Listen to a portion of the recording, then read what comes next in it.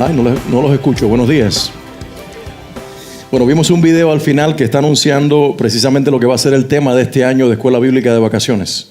Y quiero animarte que ya inscribas a tus hijos, sobrinos, los niños de tu familia. Afuera hay una mesa de inscripción.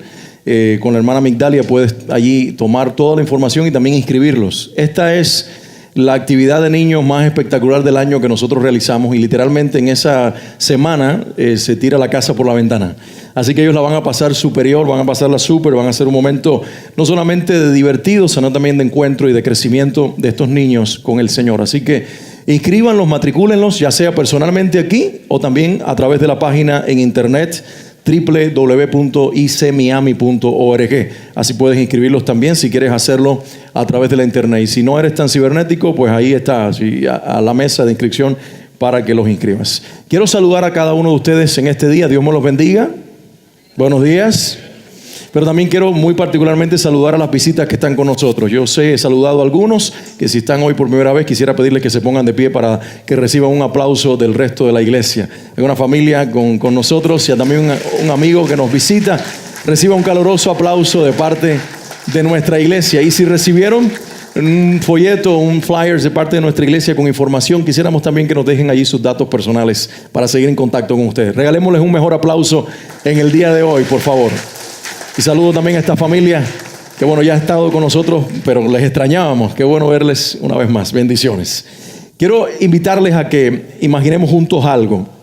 Imaginemos que estamos en medio de una multitud, muchas personas, miles de personas. Y en medio de esa multitud lo que nos une es el dolor compartido por un papá que acompaña a su hijo, un hijo enfermo. Un hijo que por momentos se desmaya o por momentos comienza a convulsionar y a echar espuma por la boca. Imagínense ustedes esta escena. Todos estamos siendo partícipes del dolor de ese papá y del sufrimiento de ese niño. ¿Cómo nos sentiríamos? Me imagino que los sentimientos van a ser muy fuertes, que la tristeza es increíble. Pero de momento, el padre mira a la multitud y recobra esperanza, porque descubre que en medio de esa multitud de miles de personas, nos encontramos nosotros, los discípulos de Jesús. Y entonces, al mirarnos, nos dice: yo creo que ustedes tienen algo que su Señor les dio, que puede sanar a mi hijo. Oren por él, libérenlo de la enfermedad o de la posesión demoníaca que mi hijo tiene. Y lo intentamos. Lo intentamos como discípulos del Señor. Sabemos que tenemos el poder en nuestras manos de la oración. Y oramos en el nombre de Jesús porque el niño sea liberado, porque el niño sea sanado, porque Dios ponga su mano sobre él y nada pasa. Digan conmigo, nada pasa. Y volvemos a intentarlo y nada pasa. Y volvemos a intentarlo y los ojos de la multitud están clavados con atención en lo que nosotros estamos haciendo. El niño sigue convulsionando por momentos queda como muerto y nada pasa. Dios no lo libera. Parece que el cielo está cerrado a nuestras oraciones. Parece que Dios no nos responde. Y en ese momento de fracaso, de quizás vergüenza pública y de sentirnos totalmente fracasados porque no podemos lograr lo que un padre nos pide por su hijo, llega Jesús para salvarnos. Y esa es la historia que hoy quiero compartirles, porque es una historia real que nos encontramos precisamente en varios de los evangelios, pero hoy quiero leerla en Marcos capítulo 9. Y aunque están cómodos, quiero invitarles que tomen sus Biblias y vamos a leer juntos ahí en Marcos capítulo 9, a partir del versículo número 14, donde se narra esta historia en los días de Jesús sobre la tierra. Les invito a ponerse de pie. Gracias.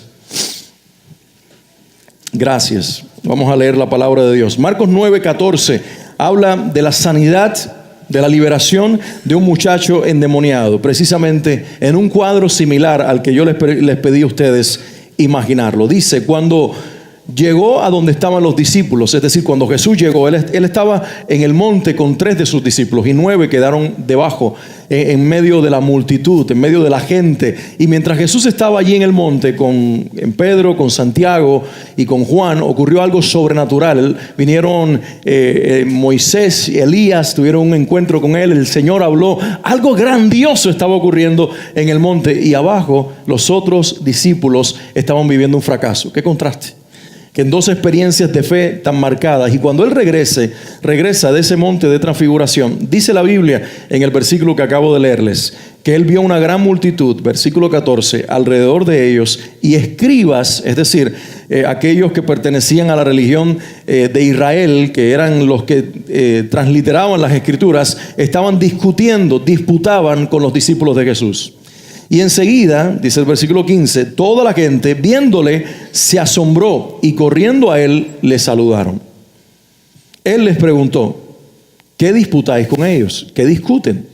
Y respondiendo uno de la multitud dijo, Maestro, traje a mi hijo que tiene un espíritu mudo, el cual donde quiera que le toma, le sacude y echa espumarajos y cruje los dientes y se va secando. Y dije a tus discípulos que lo echasen fuera. Y como dice la escritura allí, los que tienen allí su Biblia, dice, y no pudieron, digan conmigo, y no pudieron, díganlo fuerte, y no pudieron. No nos gusta escuchar estas declaraciones. Dice que no pudieron los discípulos. No nos gusta a nosotros escuchar que nos digan que nosotros no podemos hacer algo, aun cuando lo hacemos en el nombre de Jesús. Pero esto es lo que dice el Padre. Este es su informe a Jesús. Yo lo traje a ellos para que lo liberaran y ellos no pudieron liberar a mi hijo. Versículo 19. Y respondiendo él, es decir, Jesús les dijo, oh generación incrédula. Miren qué palabras tan románticas y tan dulces. Qué palabras tan tiernas de boca de quien nosotros vemos como la manifestación o la personificación del amor. Oh generación incrédula. ¿Hasta cuándo he de estar con vosotros? ¿Hasta cuándo os he de soportar? Y luego dice, traédmelo. Y se lo trajeron, y cuando el espíritu vio a Jesús, sacudió con violencia al muchacho, quien cayendo en tierra se revolcaba echando espumarajos. Jesús preguntó al padre, ¿cuánto tiempo hace que le sucede esto? Y él dijo, desde niño. Y muchas veces le echan el fuego y en el agua para matarle. Pero si puedes hacer algo, ten misericordia de nosotros y ayúdanos. Jesús le dijo, si puedes creer, lean conmigo esta declaración, si puedes creer, al que cree, todo le es posible. Léanlo una vez más conmigo. Si puedes creer, al que cree, todo le es posible. Vamos a decirlo juntos una vez más. Si puedes creer, al que cree, todo le es posible. E inmediatamente el padre del muchacho clamó y dijo, creo, ayuda a mi incredulidad.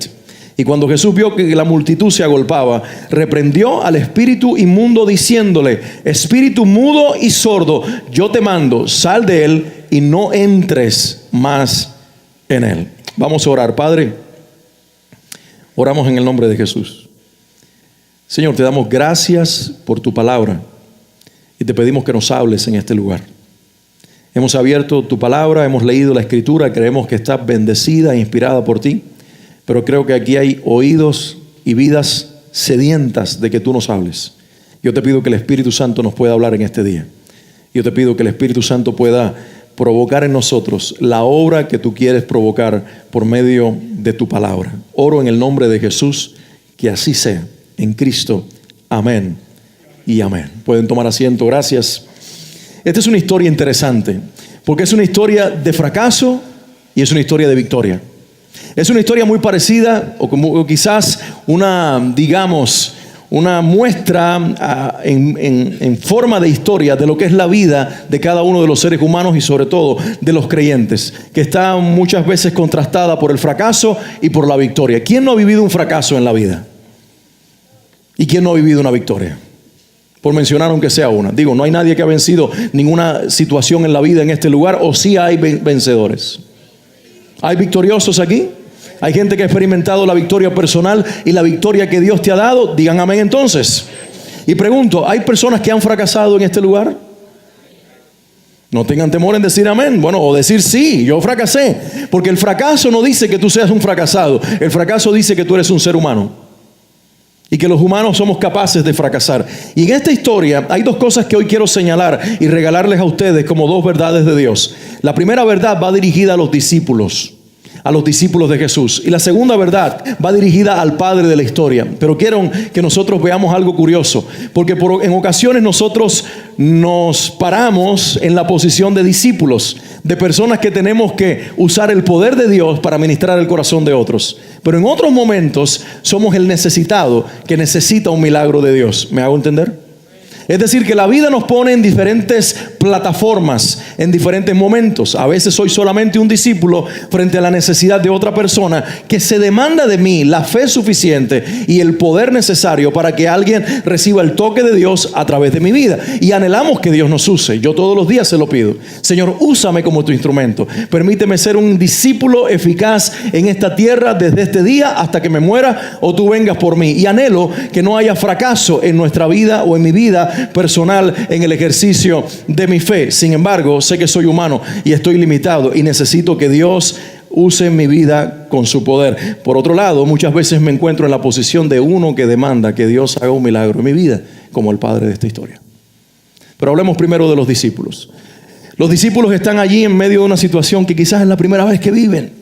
Un muchacho endemoniado. Hay una realidad espiritual que ellos están por primera vez viendo delante de ellos. Que hay espíritus malignos, demoníacos que poseen cuerpos. Y por cierto, si nunca lo has experimentado, esto que narra esta historia no es exclusivo de los días de Jesús. Esto que narra esta historia está presente todavía en el día de hoy.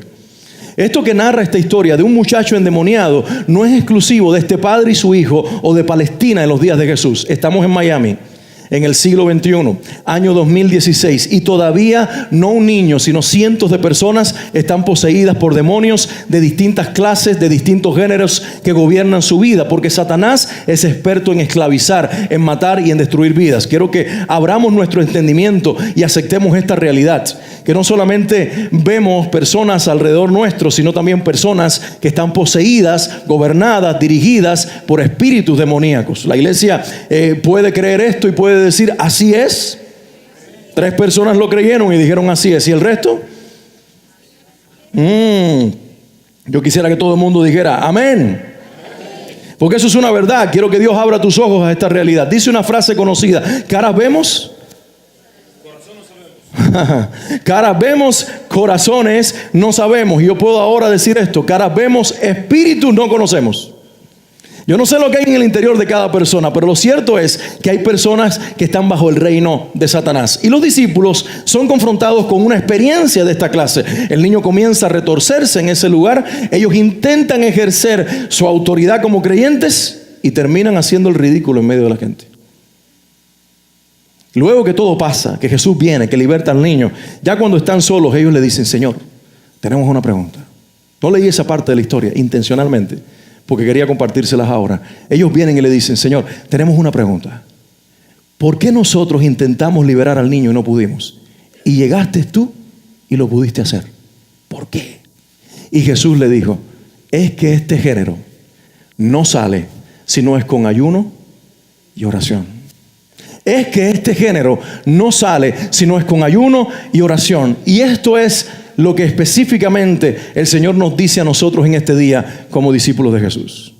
¿Cuántos cristianos creyentes que aman al Señor hay en este lugar, en este día? Quiero ver sus manos levantadas. ¿Cuántos de ustedes creen que el Señor vive en sus corazones y que el Espíritu Santo está en sus vidas? Déjenme saber con un fuerte amén que así es. Ahora, ¿estás seguro que cuando te enfrentes a una de estas dinámicas espirituales, Dios podrá usar tu vida para liberar a alguien? Yo he estado muchas veces en la condición y en la posición de estos discípulos, orando por personas, pidiéndole a Dios hacer algo, y he encontrado que en ocasiones no ha hecho lo que yo esperaba y lo que yo le pedía, y he sentido que el cielo está cerrado y la persona se quedó como mismo la encontré y no pasó nada. Y me he preguntado, y le he preguntado al Señor en mi fracaso espiritual: ¿por qué? ¿Por qué no me respondiste? ¿Por qué no lo hiciste? ¿Por qué si te pedí una y otra vez y lo hice con fe? Y es lo que Jesús le dice a los discípulos en esta respuesta tan magistral que él hace. Este género, digan conmigo, este género espiritual, este género demoníaco, lo cual está diciendo que hay categorías, que hay géneros espirituales y que algunos son más difíciles que otros en su manifestación en las vidas. Él dice: este género particular no sale si no es con ayuno y oración. Digan conmigo: ayuno y oración. Este es el mensaje para los cristianos. ¿Están dispuestos a recibirlo los discípulos de Jesús? Tenemos que entender que hace falta dos cosas para vivir la vida cristiana. Digan conmigo, dos cosas. Dos cosas esenciales. Y esas cosas son dos armas. La fe, digan conmigo, la fe. Y la otra es el poder de Dios. Digan poder de Dios. Decimos fe y decimos poder de Dios.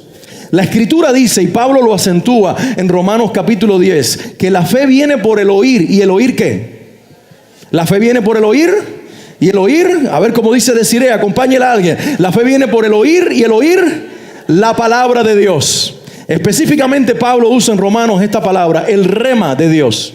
Hay dos términos en griego para referirse a palabra. Uno es el logos y el otro es el rema. Y cuando habla la Escritura, muy particularmente en Romanos 10, que la fe viene por el oír, y el oír el rema de Dios, está diciendo que la fe viene por el oír esta palabra, este logos inspirado por Dios, pero cuando es iluminado particularmente a tu vida en una situación especial, el Señor alumbra tus ojos y puedes entender de ella, de la Biblia, lo que antes no habías entendido, y comienzas a creer en una área particular de tu vida. Digan conmigo, fe. La fe es esencial. ¿Me puedes traer el agua? Disculpe. La fe es esencial para la vida de los creyentes, pero no es lo único que necesitamos. Gracias, Dan. Digan conmigo, fe. La fe es esencial para la vida de los creyentes. Primero, entramos a la salvación por la fe. Luego, vivimos la vida de salvación por fe. Pero hace falta otra cosa. Se llama poder. Si nosotros abrimos el libro de Hechos, en el capítulo 1, los discípulos están viviendo los últimos días con el Señor Jesús. Ya Él resucitó. Él lleva 40 días. Oren por mí. Y ayer me terminé de matar con un agua que me cayó encima. Y entonces estoy recuperándome. El Señor lleva 40 días con los discípulos. ¿Recuerdan aquella historia? Ha resucitado, compartió con ellos y finalmente tiene que irse a donde está el Padre. Él les dice, no se vayan de Jerusalén, quédense en Jerusalén y estén juntos hasta que venga la promesa. ¿Recuerdan? Y luego encontramos en Hechos capítulo 1 esta declaración de Jesús. Hechos 1:8, digan conmigo, Hechos 1:8. Tenemos que aprendernos este versículo de memoria.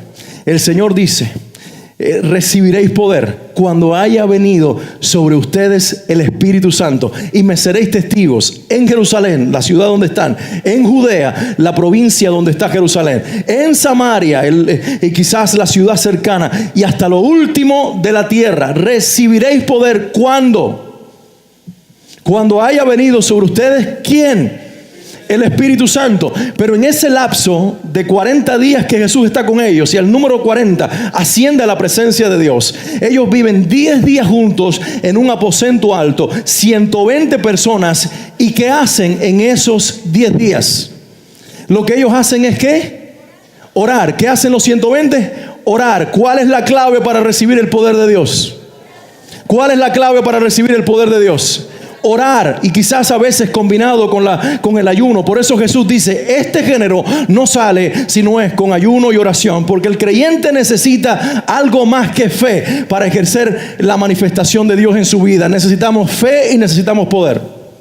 Digan conmigo, fe y poder. La fe te salva, la fe te posiciona en una relación con Dios, la fe te permite creer que Él es tu Padre y tú eres su hijo, que el Señor es tu Salvador. Pero ahora, para manifestar esa fe y para traer el reino de Dios a través de ti a la vida de este mundo y liberar a las personas, necesitas el poder de Dios. Alguien diga conmigo, el poder de Dios. Y yo oro al Señor que seamos provocados como iglesia a crecer en fe por la palabra, pero aumentar en poder por la oración y el ayuno.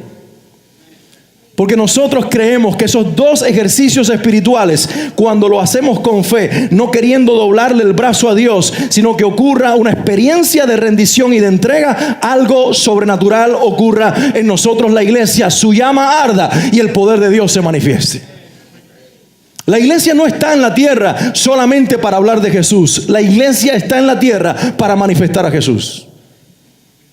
La iglesia no está en la tierra solamente para hablar de Jesús. Lo repito, la iglesia está en la tierra para manifestar a Jesús.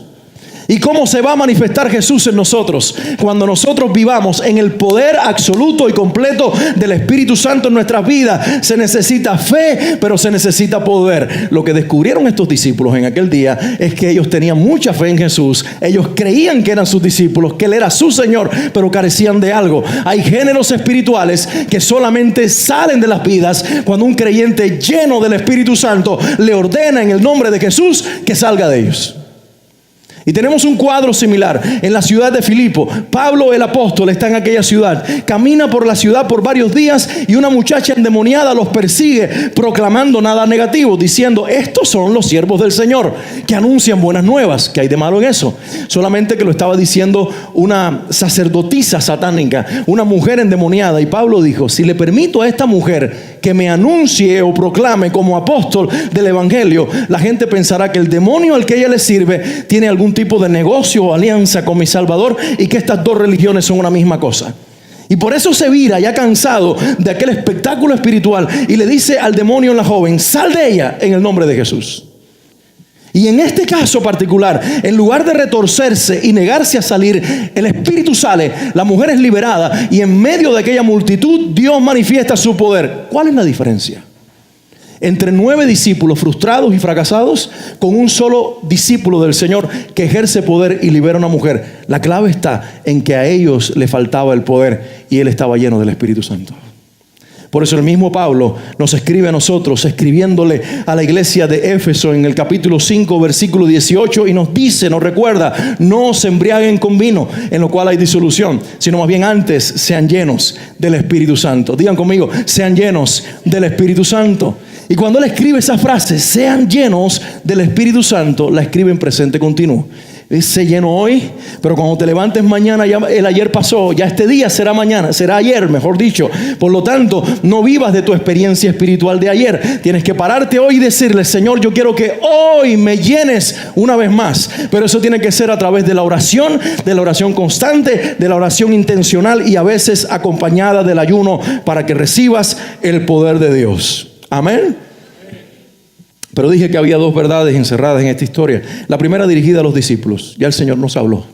Tenemos que alimentar nuestra fe por la palabra, pero tenemos que crecer en poder por la oración, acompañada del ayuno. Yo te lo dejo de tarea. Yo te invito a que seas provocado por el Espíritu de Dios a orar y a buscarlo a Él hasta que te llene y te sature. Y tú dices: no, que esto es para los pastores, para los profetas, para los evangelistas, para los apóstoles. Yo soy un simple cristiano. Miren, Dios no está buscando oficios ni posiciones. Dios está buscando creyentes que le crean a Dios y que sean capaces en lo anónimo de tu vida manifestar el reino de Dios. ¿Alguien puede decir amén? Pero la segunda verdad, que es para cada uno de que se encuentra en una necesidad, y ese es el Padre de esta historia, nos representa a nosotros. Nos representa a nosotros en medio del dolor, en medio de la frustración, en medio de algo que está ocurriendo con nosotros y no podemos cambiar. Ese es el cuadro de este hombre: un hijo endemoniado al que él no puede liberar, unos discípulos que no pueden cambiar la situación de su hijo, y el Señor llega. Y cuando llega el Señor, en lugar de arreglarse inicialmente la situación, se pone peor. Ustedes ven cómo cae el suelo y comienza a retorcerse. ¿Lo ven en la historia? Y ahí comienza a echar espumarajos, como el demonio diciendo: ustedes tenían expectativa de que Jesús pueda sanarme. Miren ahora cómo controlo más el cuerpo de este niño.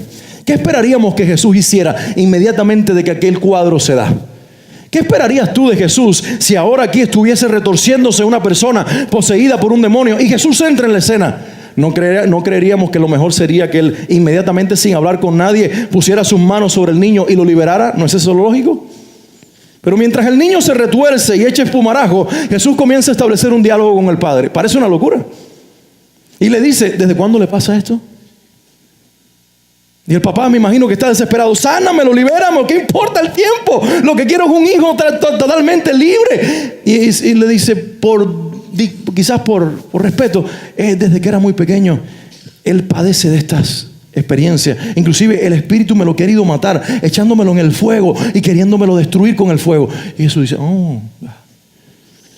Y entonces el Padre dice esto: pero si tú quieres, sánamelo. Escuchen esto: si tú quieres, sánamelo. Y Jesús se vira y le dice: no es si yo quiero, es si tú puedes creer. Tú puedes creer. Tú puedes creer. Y es la pregunta que el Señor nos hace hoy. Tú tú puedes creer. Miren ustedes por qué la intencionalidad del diálogo. Jesús podía habérselo liberado inmediatamente, pero no lo hace. ¿Saben por qué no lo hace? Porque necesitaba provocar en aquel hombre que saliera una frase equivocada. Él pensaba que estaba allí porque Jesús podía sanarlo, pero no estaba seguro de que quería hacerlo. Y Jesús le dice, no se trata en esta ocasión si yo quiero o no. Se trata de preguntarte a ti si eres capaz de creer. Y el Padre dice, yo creo. Y aparentemente está lleno de fe, pero inmediatamente dice, mas ayuda mi incredulidad. Y luego de decir esa declaración, no bastó más. Entonces Jesús liberó al niño, quien quedó aparentemente muerto, pero al tomarlo por el brazo lo levantó y en presencia de todos lo mostró sano. Alguien dé gloria a Dios y dé un aplauso al Señor. Ese es el Cristo que todavía está vivo en la iglesia.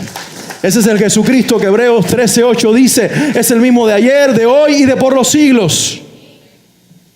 Ahora, no nos encasillemos en pensar que todas las veces que el Señor quiere obrar en nuestras vidas, Él va a demandar que nuestra fe provoque su acción, porque no es así. No podemos encerrar todas las experiencias en una misma categoría, porque hay diferentes experiencias. Por ejemplo, Pablo tiene una situación donde él dice que un mensajero de Satanás, y lo pueden encontrar en 2 Corintios 12, abofetea su rostro, y él pide una vez y no recibe respuesta. Y él pide una segunda vez y el cielo se cierra y no recibe respuesta. Y él pide una tercera vez y dice, Señor, respóndeme. Y Dios le habla. Y la respuesta de Dios es esta: Pablo, no me pidas más al respecto, porque no voy a quitar ese aguijón en tu carne. No voy a remover ese mensajero que te abofetea el rostro, aunque sea enviado por el propio Satanás. Pablo, quiero que sepas esto. Lo único que necesitas es que te baste mi gracia, porque mi poder se va a perfeccionar en tu debilidad. En esa experiencia de Pablo no necesitaba ser increpado acerca de su fe. Pablo tenía la fe suficiente para ser sanado, o para ser liberado, o para ser salvado por el Señor. Pero no era un asunto de fe, era un asunto de propósito. Porque hay situaciones en nuestras vidas donde Dios lo único que quiere es nuestra rendición. Pablo, bástate mi gracia. Y Pablo le dice, sí Señor, me rindo a tu gracia. No importa el mensajero, no importa el que me abofetee el rostro, no importa el aguijón en la carne. Lo que importa es que ahora el débil será fuerte porque me rindo al Señor. Pero tenemos la otra experiencia de personas que se acercan a Dios. Ese es el padre de esta historia. Que necesitan un milagro, que tienen hasta cierto punto fe, pero que su fe es limitada. Y quizás allí se encuentran algunos de ustedes hoy. Por eso Dios puso esta palabra en mis labios, para hablarte en este momento. Porque tal vez el hijo enfermo de este hombre represente tu problema financiero, tu enfermedad física o la de algún ser querido, alguna situación personal o familiar, alguna puerta cerrada con relación al trabajo. Y han pasado meses, han pasado semanas, han pasado años. Has intentado por todas las vías, has comprado las medicinas más caras y nada pasa. Has tocado todas las puertas para que se resuelva el trabajo, nada sucede. Has intentado todas las técnicas de consejería para sanar tus relaciones enfermas, matrimoniales, de padre, de familia, nada sucede. Has tomado todas las pastillas habidas y por haber para que se quite la ansiedad y nada sucede. Y finalmente se te ocurre venir a Jesús y le dices, si quieres, puedes sanarme. ¿Cuántas veces te has encontrado allí con esa oración, suplicándole, pidiéndole a Dios que tenga lástima de ti? Si quieres, puedes sanarme. Y esto es lo que Jesús te dice hoy. No se trata de si quiero, se trata de si puedes creer. Se trata de si puedes creer. Pero escuchen ustedes la respuesta de este papá. Yo creo. Digan conmigo, yo creo. Digan todos, yo creo. Si tú crees en el Señor Jesús, di conmigo, yo creo. Pero también tenemos que ser sinceros como este padre, porque él dice, yo creo, pero ayuda mi incredulidad. Señor, yo tengo una fe, sí, por supuesto, pero mi fe está limitada. Y yo entiendo que para que mi hijo sea liberado por ti, si tú demandas de mí la fe, yo no la tengo. La fe para que este niño sea libre, yo no la tengo. Yo necesito que tú entiendas que mi fe está limitada y que tú ayudes mi incredulidad. Digan conmigo, ayuda mi incredulidad. La iglesia nos hemos vuelto tan sofisticados, tan creyentes, tan discípulos del Señor, que no nos atrevemos a hacer esta clase de declaraciones. Señor, mi fe está limitada. Mi fe es bien pobre, mi fe es bien pequeña. Yo necesito que tú me ayudes en mi incredulidad. A veces este tipo de declaraciones mueve más la mano de Dios que tratar de impresionarlo con muchos gritos y con muchas declaraciones aparentemente de fe. ¿Hello? ¿Estamos vivos? ¿Hay alguien que puede decir amén en este lugar? ¿Hay alguien que puede decir un amén más fuerte para asegurarme que todavía están aquí? Porque este no es el mensaje común que nosotros muchas veces estamos acostumbrados a escuchar o queremos escuchar. Porque lo que Dios te dice hoy no se trata tanto de que tú finjas que tienes fe, sino que abras tu corazón y me permitas ver hasta dónde llega tu fe. Y seas capaz de entender que a pesar de que tu fe es limitada, yo puedo extralimitarla. De que tu fe tiene barreras, yo puedo quitar las barreras. De que tu corazón y tu vida están allí paralizadas porque llegaste hasta el nivel de fe que te fue dado como ser humano, pero ahora necesitas una fe de carácter sobrenatural y solo yo puedo dártela. Todos los seres humanos tenemos fe. Es más, ustedes están sentados en esas butacas porque creyeron fe, que creyeron que podía aguantarlos. Y algunos tienen más fe que otros, de acuerdo al peso corporal. Creyeron cuando miraron la butaca y dijeron, yo creo que esta butaca me puede sostener. Y yo lo estoy creyendo en este momento. Y algunos comienzan a orar porque dicen, ¿será verdad, Señor? Y sí, me sostuvo. Eso es fe, porque ¿qué garantía tengo yo de que me pueda sostener? ¿Qué garantía tú tenías hoy de que al subirte a tu carro te traería hasta este lugar? ¿Porque le pusiste gasolina? ¿Porque tiene todas las piezas en su lugar? ¿Porque tiene una batería? Tampoco, porque muchas veces ha pasado lo mismo, gasolina, piezas, todo en su lugar y no arranca. Porque nuestra fe nos permite creer que nosotros podemos hacer ciertas cosas y ejercemos esa fe natural para todas las cosas de la vida. Pero cuando intentamos que esa fe natural logre provocar que Dios ejerza un milagro, tenemos que reconocer que está limitada. Y esto es lo que Dios quiere que tú entiendas en el día de hoy. Y con esto quiero ir cerrando este mensaje. Que lo que el Señor quiere son corazones sinceros. Vidas auténticas. Seres humanos que no finjan tener lo que no tienen. Que no tratemos de falsear la fe. Que no le digamos, oh Señor, yo sí que tengo la super fe. Yo sí que creo como nadie cree. Yo sí que cuando digo que el cielo venga a la tierra, el cielo viene. Que cuando le digo a los ángeles que se muevan del cielo y bajen, ese soy yo, el supercreyente. No existe el supercreyente. No existe el que tiene super fe. Lo que existe es el tremendo Cristo a nuestro favor, que está esperando la oración sincera de un hombre y una mujer limitados por su propia capacidad humana, por su incapacidad humana, que le diga, Señor, creo, pero necesito que me ayude en mi incredulidad. Y esto es paradójico, esto es contradictorio. Creo, pero soy incrédulo. ¿Cuándo yo he visto esta combinación de creer y ser incrédulo? Si la fe es lo contrario a la incredulidad. Y aquí vemos un hombre totalmente paradójico, que es aceptado en su paradoja por Jesús. Creo, mas ayuda a mi incredulidad. Estás loco, por eso tu hijo está endemoniado. Porque eres un hombre bipolar que tiene fe y tiene también incredulidad. No, ni está loco ni es bipolar, es un ser humano. ¿Cuántos de nosotros hemos creído, pero sabemos que nuestra fe está limitada? Seamos sinceros, hermanos. Abramos nuestro corazón delante de Dios. Digámosle lo que realmente queremos expresarle en público y en privado, porque Dios está buscando corazones sinceros para provocar milagros más allá de nuestra capacidad, para hacer una obra más allá de nosotros mismos, para mostrar su grandeza a pesar del instrumento humano tan limitado que somos nosotros. Alguien diga amén. Eso nos libera. Porque eso nos pone en una posición confiada. Eso nos dice que no tenemos que provocar nada ni ser nadie para que Dios se mueva a nuestro favor, sino simplemente ser nosotros y abrir nuestro corazón y mostrárselo. Y si lo hacemos, veremos la gloria de Dios. Y luego Jesús dice estas palabras: si puedes creer, al que cree, todo le es posible. Di conmigo, si puedes creer, al que cree, todo le es posible. Veamos, díganlo fuerte. Si puedes creer, al que cree, todo le es posible. Creo, ayuda a mi incredulidad. Si puedes creer, al que cree, todo le es posible. Creo, ayuda a mi incredulidad. Pero si puedes creer, al que cree, todo le es posible. Sí, Señor, yo creo, pero no puedo creer al punto que tú quieres. Si puedes creer, cree. Al que cree, todo le es posible. Lo que Dios te está diciendo hoy no es que busques dentro de ti una super fe. Lo que Dios te está diciendo es: hijo, lo que tienes que creer no es en ti, es en mí. Porque nuestra fe está equivocada. Amén. Nuestra fe está equivocada. Nuestra fe está distorsionada. Nuestra fe está dirigida en la dirección equivocada. Creemos que nosotros tenemos que tener fe en nuestra capacidad de creer. Escuche, fe en la fe. Fe en nuestra fe. Fe en que yo creo. Fe en que yo sí puedo creer. Y el Señor nos dice, no, para de creer en ti mismo. Para de creer en ti misma. Para de creer en que tú puedes creer. Comienza a creer que soy yo el que puedo hacerlo a pesar de ti. Que puedo hacerlo a pesar de ti.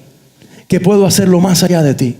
Que puedo provocarlo a pesar de ti mismo. Y cuando entendemos eso y nos rendimos al plan eterno de Dios, comenzamos a ver lo que nunca hemos visto, fingiendo una fe que no teníamos.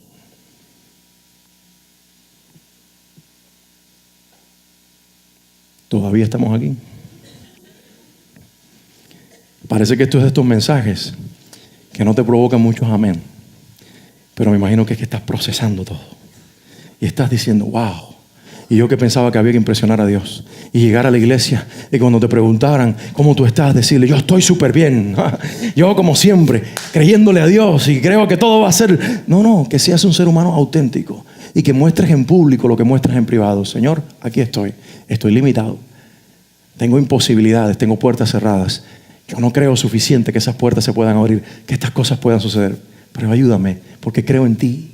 Ayuda a mi incredulidad. Y el Señor dice, eso es lo que yo quería. Alguien que no cree en sí mismo para que yo pueda actuar a favor de Él. Porque si sigues creyendo en ti mismo, no va a poder actuar a favor tuyo. El Señor quiere levantar una generación de creyentes, una iglesia de hombres y mujeres que seamos tan insignificantes que no llamemos la atención para que el que brille a través de nosotros sea Cristo. Él no quiere el espectáculo de una iglesia que se crea muy poderosa, que se crea muy grande y que nosotros digamos, mírenme a mí. No, Él quiere hombres y mujeres que caminen por la vida sabiendo que la grandeza, el poder que nos acompaña es el de Cristo. Y que cada oración que hacemos de esta forma, Señor, no tengo la fe para atravesar esa pared, para mover esa montaña, para hacer el milagro que tú quieres hacer. Pero cada vez que le digamos de todo corazón, pero tú puedes hacerlo a través de mí, Él dirá, si puedes creer, al que cree, todo le es posible. No es creer que tú puedes, es creer que Él puede y lo hará a pesar de ti. Alguien dégale un aplauso al Señor Jesucristo en este lugar. ¿Puedes ponerte de pie?